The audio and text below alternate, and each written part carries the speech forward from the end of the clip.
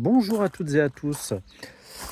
La QJ à 18 000 km, 18 353 très exactement. Et dans son carnet d'entretien, 18 000 km, c'est l'inspection. Pas une révision, une inspection. Donc l'inspection est assez simple, on vérifie les niveaux, liquide de refroidissement, les liquides de frein, la vidange, qui normalement n'est pas à faire, et tous les 12 000 km, mais comme je l'ai déjà faite à 6 000, bon, on va la faire et puis on va tester des nouveaux produits.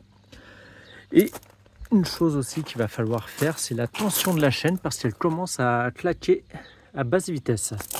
Pour faire la tension de la chaîne, c'est assez simple, on enlève la goupille, on dévisse le boulon, ensuite on desserre le contre-écrou, et avec cette vis, on dévisse un petit peu histoire de pousser la roue vers l'arrière et de retendre la chaîne. Sinon, tout va bien sur la moto. Ah si, j'ai un petit souci de qualité au niveau de la peinture. Ici, comme vous pouvez le voir, la peinture est partie. Et puis ici, on voit quelques petites traces. C'était la clé, cette petite clé qui a tapé. J'ai pourtant fait attention, mais bon. Voilà, c'est le seul souci de qualité que je rencontre avec la moto. Bon, je vais le démonter, hein, le cache, je vais le poncer, je vais le repeindre. Ça, c'est pas un souci, je ferai ça plus tard. Et donc la chaîne, comme je vous disais, elle commence à claquer à basse vitesse. Va falloir la retendre. Elle n'a pas été vérifiée, enfin tendue depuis 6000 km. La révision qui a été faite il y a un peu moins d'un mois. Bon, c'est parti. Eh bien, comment allons-nous procéder? Je vais donc vidanger une première fois l'huile moteur. Je vais insérer ce produit-là, le M-Flush. C'est pas de la pub, hein, de Xenom. Je l'ai acheté il y a plus d'un an et je ne l'ai jamais utilisé. Donc on va mettre à peu près la moitié du bidon. Ensuite, on va remplir avec ce bidon d'huile que j'avais en stock et qui ne me servait pas. Enfin, j'avais en stock, ça fait à peu près un an que je l'ai. Mais bon, on va faire le rinçage moteur, bien nettoyer. Ensuite, on va revidanger une seconde fois et on va mettre l'huile Elf Motor Race 1060, qui est normalement une super huile. Pourquoi j'ai choisi cette huile-là? Tout simplement que je voulais une facture pour ajouter au dossier de la moto. Et sur la fameuse boutique Amazon, c'était une des huiles les moins chères. 44 € le bidon de 4 litres. Évidemment, j'aurais pu aller chez Leclerc ou Super U, qui ont une huile de leur propre marque encore moins chère, mais je n'aurais pas eu de facture. C'est vraiment pour avoir la facture. Donc chez Super U, vous avez une 1050 synthèse qui doit être à 7 €, 7 ou 8 € les 2 litres. Et puis chez Leclerc, vous avez la fameuse Extra Lube, je ne sais plus comment elle s'appelle maintenant, elle a peut-être changé. Une 10W40 qui avait été réputée dans un motojournal, qui avait été considérée comme une excellente huile. Et elle est à pareil, 7 €, 7-8 € les 2 litres. Et puis on va tester cet additif. Vous me direz, c'est marqué en chinois, mais avec votre téléphone Android, je ne sais pas si c'est pareil sur Apple.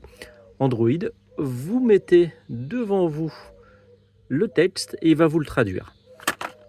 Je vous ai affiché le paramètre de l'additif. Ça se trouve, il ne sert à rien, hein. Ça se trouve, c'est de la cochonnerie. Enfin, c'est juste de l'huile qui n'est pas agrémentée. Et ben, on verra. C'est vraiment l'objet du test. On est entre deux vidanges. C'est pas ça qui va tuer le moteur. Si c'est une simple huile 540 ou 10W40, on verra ce qu'il en sera. Pour vidanger l'huile, pas très difficile. Le bouchon est là. Le filtre à huile est ici. Ça va être très simple. Ce qu'il faudra sûrement faire, c'est pencher un peu la moto vers la droite pour que le reste du carter descende, coule. Et puis, on va remplir ensuite le nettoyant et d'huile de rinçage. C'est donc une simple vis de 14 à dévisser. Bon, faut que je vous avoue quelque chose. À 3500 km, j'avais déjà fait une vidange de l'huile. J'avais viré la première huile. Et j'avais testé avec le bidon de 10 de 15W50 qui va nous servir pour le rinçage. Je sais, c'est pas bien, mais ça ne fait pas de mal.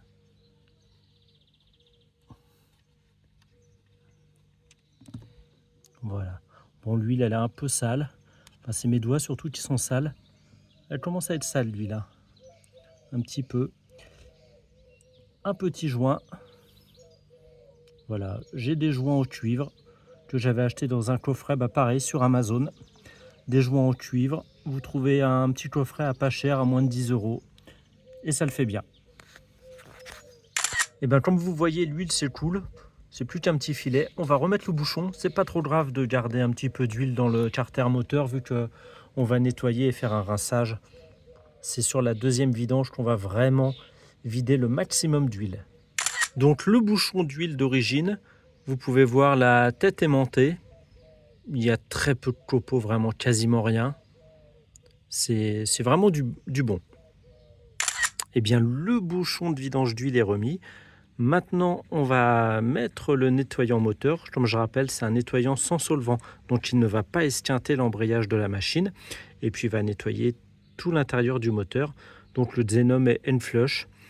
J'ai pris celui-ci parce que Xenom, l'été, ils font des grosses promos. Et j'en ai profité l'année dernière. Sur mon ancienne CF Moto, j'avais mis de l'huile blanche céramique. Et si vous souhaitez mettre cette huile céramique, n'hésitez pas parce que vraiment j'ai eu de très bons résultats en termes de fluidité de la boîte, de consommation qui avait énormément baissé. Et puis au niveau de l'usure, j'imagine que c'était du très bon. Vous pouvez voir quelques tests sur différentes chaînes YouTube, dont celle de GLB. Donc on va mettre la moitié du Xenom. On va remplir avec l'huile semi-synthèse. Et ensuite, on va mettre en chauffe pendant à peu près un quart d'heure, 20 minutes et on revidangera.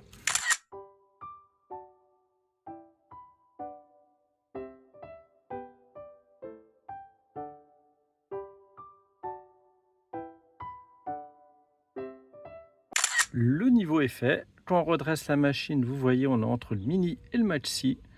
On va démarrer. On fait tourner pendant un quart d'heure. Au bout de 10 minutes, on va quand même mettre quelques coups d'accélération quand l'huile commencera à être chaude. Et puis ensuite, on vidange tout ça et on fera en même temps le filtre à huile. J'espère que vous m'entendez. Vous voyez l'huile qui était très translucide.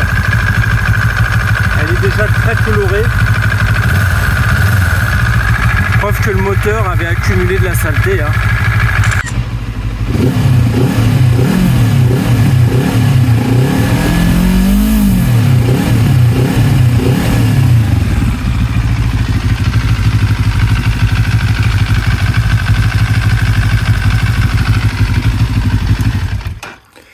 Et ben voilà, ça fait un quart d'heure que ça tourne. Vous pouvez voir l'huile moteur. Évidemment, elle s'est dilatée, donc elle a pris tout le hublot. Et elle s'est bien colorée. Preuve que le moteur était sale. C'est les résidus d'huile qui restent. Vous voyez, le niveau il redescend tranquillement. Les résidus d'huile qui restent à l'intérieur, qui sont décollés. Puis on va vidanger tout ça et changer le filtre à huile. Cette fois-ci, on met un chiffon parce que l'huile est bien chaude. Vous voyez, elle coule. Elle est translucide, il n'y a pas de souci, mais elle s'est colorée alors qu'elle était très très claire au départ.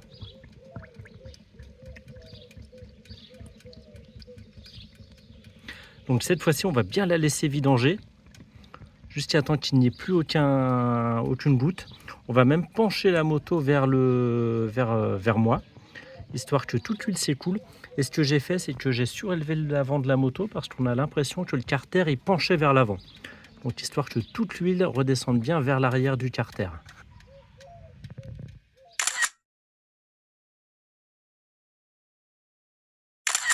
La moto étant à plat, ça coulait quasiment plus. J'ai enlevé la petite brique sous la béquille, vous voyez, ça coule encore.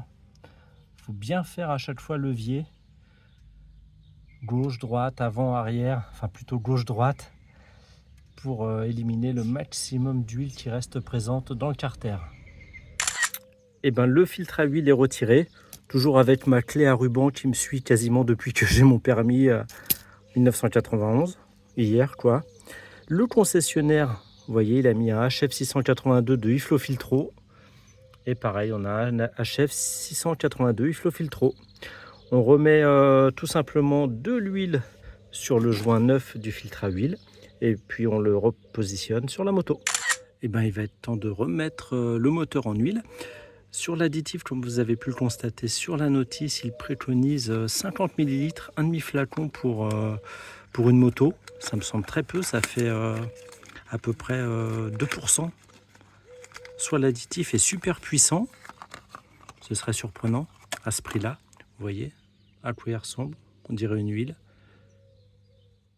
soit je ne sais pas trop, soit on en met un petit peu plus, on met le bidon, on va peut-être pas mettre le bidon entier, on va mettre 60 ml.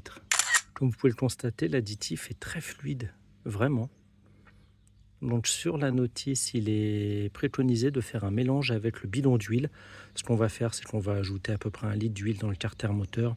Ensuite, on va mettre nos 60 ml du flacon et on fera le reste du remplissage avec l'huile. Ça reviendra quasiment au même.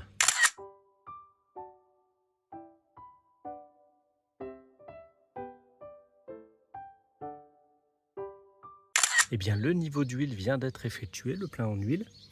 Le niveau est fait, je l'ai mis au maxi. De toute façon, le temps que le circuit se fasse et que l'huile remplisse le filtre à huile, il va forcément baisser. Donc là, on va démarrer le moteur et on va vérifier l'extinction du voyant d'huile. Initialisation, on voit bien le voyant d'huile, rouge.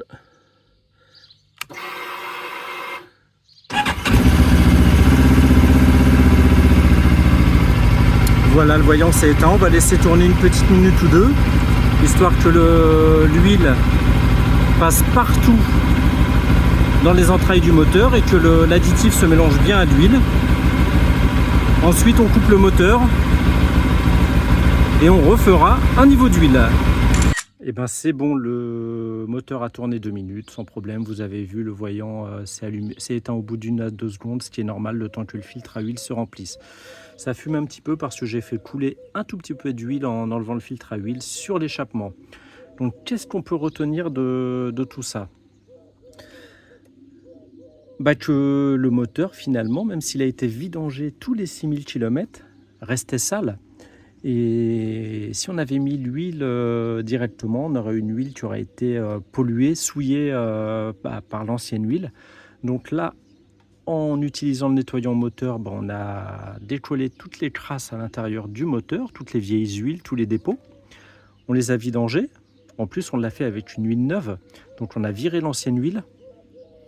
On a mis une huile neuve avec le nettoyant moteur qu'on a fait tourner un bon quart d'heure. On a mis quelques coups d'accélérateur au bout de 10 minutes, le temps que l'huile soit chaude. Et on a revidangé tout ça et vous avez vu en un quart d'heure l'huile comment elle s'est colorée de nouveau. C'est assez impressionnant, preuve que il restait de l'huile sale dans le filtre à huile, mais quand même que le produit a agi.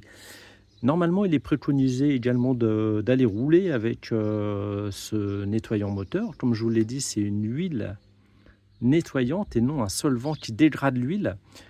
Et il n'y a aucun souci de lubrification, mais j'ai voulu le faire directement en statique. On a donc mis l'huile Motorace de chez Elf.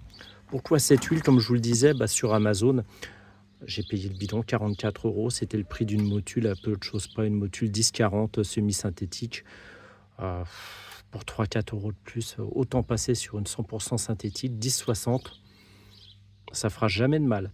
C'est peut-être donner de la confiture à des cochons, comme on dit, mais il n'y aura aucun souci. De toute façon, l'huile va au-delà des prescriptions du constructeur.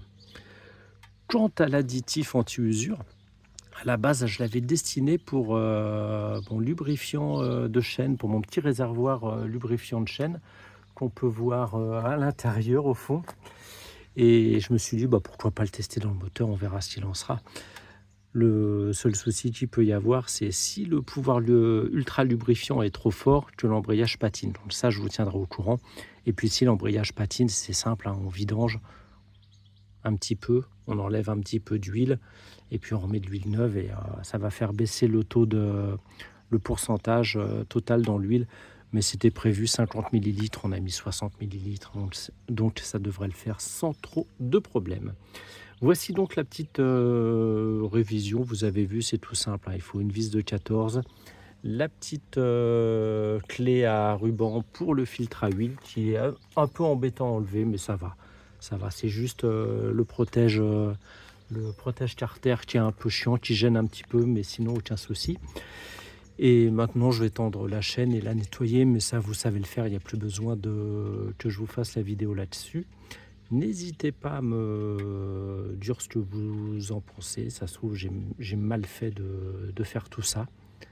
La super huile est un additif AliExpress, mais comme je vous ai dit, ça ne va pas mettre le moteur en danger. Ça se trouve, ça sert à rien, mais on verra. On verra l'utilisation, je vous tiendrai au courant, hein.